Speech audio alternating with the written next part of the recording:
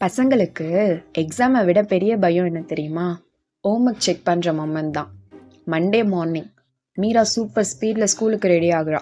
அப்போ அம்மா சடனாக கேட்டாங்க, ஹோம்ஒர்க் நோட் புக் பேக்கில் வச்சியான்னு. மீராவுக்கு ஒரே ஷாக்கு.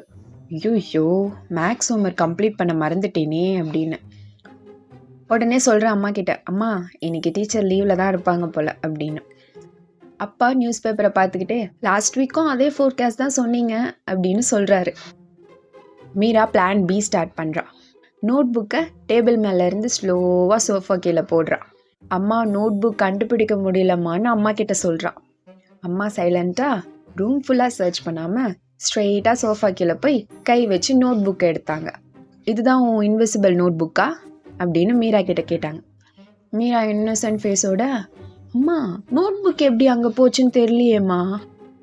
அப்பா சிரிச்சுட்டே, ஹோம்ஒர்க் பண்ண கஷ்டம், ஆனால் எக்ஸ்கியூஸ் கிரியேட் பண்ணுறதுல பிஹெச்டி லெவல் என் பொண்ணு. மீரா பேக் எடுத்து ஸ்லோ மோஷனில் ஸ்கூலுக்கு போகிறா. ஹோம்ஒர்க்கை விட ஃபாஸ்ட்டாக வீட்டில் நடக்கிறது அம்மாவோட இன்வெஸ்டிகேஷன் தான்.